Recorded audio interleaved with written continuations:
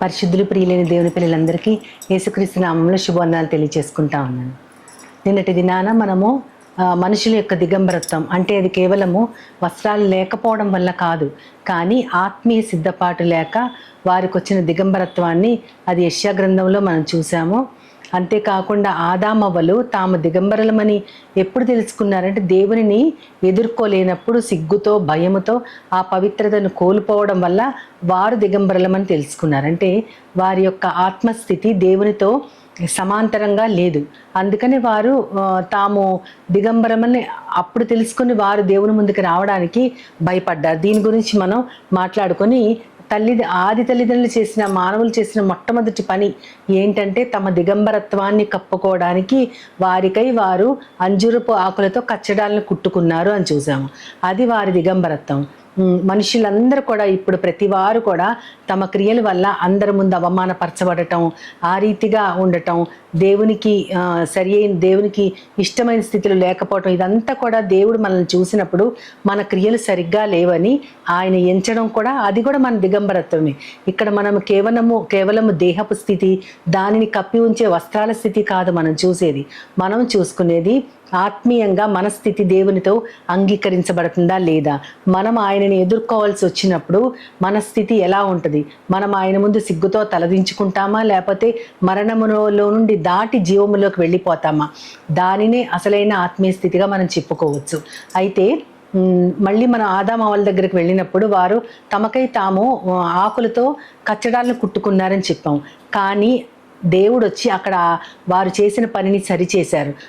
వారు చేసిన పనిని వారు ఆకులతో కుట్టుకుంటే దేవుడైన తండ్రి ఏం చేశారంటే ఒక చర్మపు చొక్కాలని వారికి తొడిగించారని ఉంటుంది. అక్కడ చర్మపు చొక్కాలను తొడిగించడం అంటే, చర్మం అంటే లెదర్ మనకు తెలుసు. అది ఎవరి చర్మమో అంటే మామూలుగా ఆ లెదర్తో రకరకాలుగా చేస్తూ ఉంటారు, చాలా ప్రోడక్ట్స్ చేస్తారు. కానీ ఫస్ట్ అది చేసిన వారు తండ్రి అయిన దేవుడే. అంటే ఒక జంతువుని బలి ఇచ్చి దాని చర్మంతో వారికి చొక్కాలని తొడిగించిన పరిస్థితి అక్కడ దేవుడు ఉంది. వారు చేసిన పనిని ఆయన సరిచేశారంటే వారు ఇప్పుడు అంగీకరించబడే స్థితిలో లేరు. వారు అంగీకరించబడాలంటే రక్తము చిందాలి. ఇది దేనికి సాదృశ్యం అంటే యేసుక్రీస్తు వారి మనందరి పాపాలు, మనందరి ద్రోహాలు, మనం చేసినటువంటి భయంకరమైన అపరాధాలు, దోషాలు, వీటన్నిటికీ బదులుగా ఆయన ఒక్కరే ఆ శిలువ మీద ఆయన మాత్రమే బలయ్యారు. మనందరి తరఫున ఆయన ఒక్కరే ఆ దోష శిక్షని, ఆ పాపపు పరిహారాన్ని చెల్లించారు. క్రయధనాన్ని చెల్లించి మనల్ని విమోచించిన ఆయనకి ఇది సాదృశ్యంగా ఉంది. రాబోయే కాలంలో తన అద్వితీయ కుమారుడు యేసుక్రీస్తు వారు మనుషులందరి కోసం కూడా సిలువలో బలి కాబోతున్నారు. ఎందుకంటే ఆ పవిత్రుని రక్తము చిందితేనే మనము అంగీకరించబడతాము.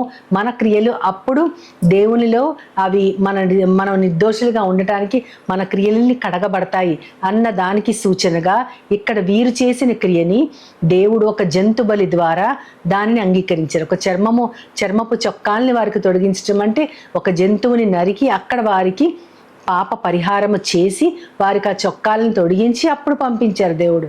అది రక్తాన్ని ప్రోక్షించడం ద్వారానే పాపము పరిహారం అవుతుందని దేవుడు మొదటి నుంచి చెప్తా వస్తా ఉన్నారు. ఆ రక్తము చిందితేనే వారికి క్షమాపణ.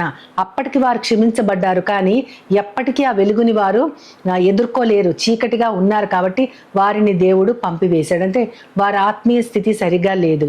అంతేకాకుండా దేవుడు మనకి చాలా చోట్ల బైబిల్లో చూపిస్తూ ఉంటారు. యెషయా గ్రంథం 64వ అధ్యాయంలో 6వ వచనంలో చూపిస్తారు, మీ నీతి క్రియలు మురికి గుడ్డలాగా ఉంది నా ఎదుట అంటారు. ఆయన సన్నిధిలో మనం ఏదైతే చాలా మంచోళ్ళమి, ఎన్నో మంచి క్రియలు చేసాం, దాన ధర్మాలు చేసామో, నీతి క్రియలు మేమే చేసామని అనుకుంటామో, అటువంటి మన నీతి క్రియలు ఆయన దృష్టిలో మలిన వస్త్రాల్లాగా, మురికి గుడ్డలలాగా కనపడతా ఉన్నాయి. అంటే మన క్రియలు ఎప్పుడు కూడా మన పాపాన్ని తుడిచేయలేవు.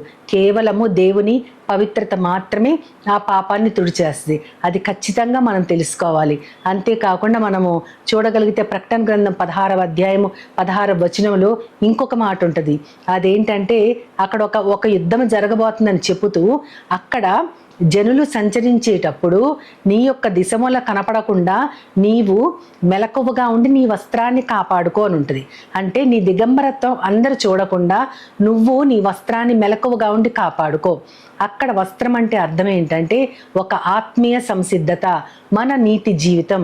ఇందాకైతే మన నీతి క్రియల్ని దేవుడు యాక్సెప్ట్ చెయ్యరు, ఎందుకంటే ఆ నీతి క్రియలు ఆయనకి చాలా మురికి గుడ్డల్లా కనపడతాయి. ఏమాత్రము కూడా పవిత్రత లేని వాటిలాగా, మలినము చెందిన వాటిల్లాగా ఆయన మన క్రియలు చూస్తారు. కానీ ఇక్కడ ప్రకటన గ్రంథంలో, ఈ ప్రకటన గ్రంథం భవిష్యత్తులో జరగబోయేదానికి యోహాను గారికి ఇచ్చిన దర్శనం కాబట్టి దీనిలో ఏం చెప్తున్నారంటే, నువ్వు నీ వస్త్రాన్ని కాపాడుకుంటూ మెలకువగా ఉంటేనే జనులందరి ముందు నువ్వు సిగ్గుపడకుండా ఉంటావు అన్న అర్థాన్ని అక్కడ దేవుడు ఆ 16:16లో చూపిస్తూ ఉంటారు. అక్కడ మనం కాపాడుకోవాల్సింది మన నీతి జీవితం.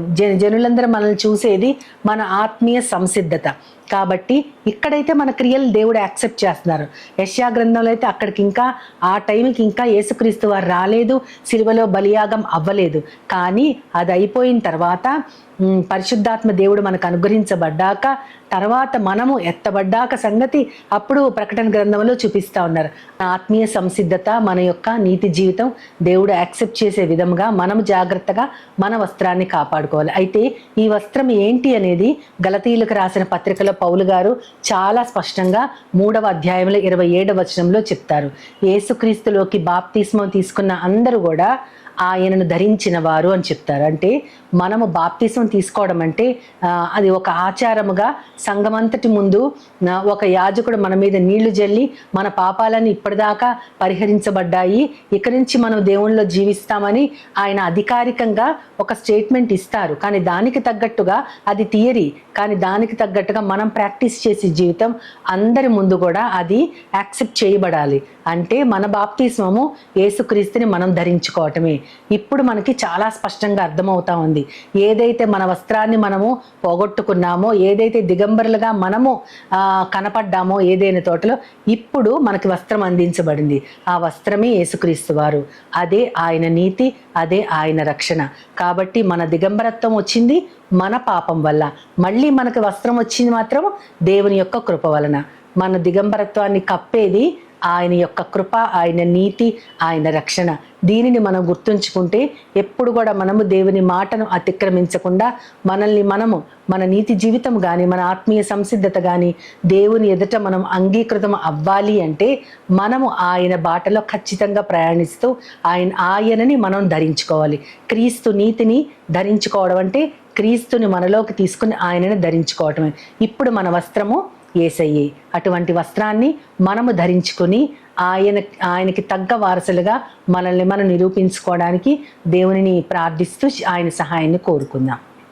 ప్రేమ నమ్మకం గల నా ప్రియ పరలోకపు తండ్రి, నాయన మేము నిన్నటి దినాన్న దిగంబరత్వాన్ని గురించి చూసాము. అంటే మేము మా పాపాలని మాత్రమేమే వాటిని సరిచేసుకోలేము, కానీ ప్రవ్వా మీరు మాత్రమే అది సరిచేయగలరని తెలుసుకున్నాము. అటువంటి ఆత్మీయ సంసిద్ధత, అటువంటి ఏర్పాటు మీరు మాకు దయచేశారు ప్రవ్వా. నాయన మా పాపాలు మేము సరిచేసుకోలేము, నీ పవిత్రత ఒక్కటే దానికి సమాధానం.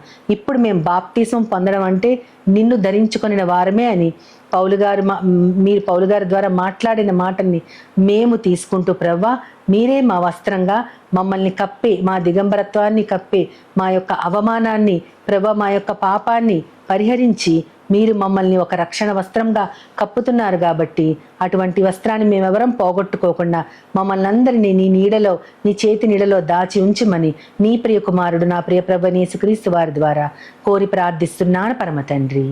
ఆమేన్, ఆమేన్, ఆమేన్. వందనాలు. As Jesus now, He's always near.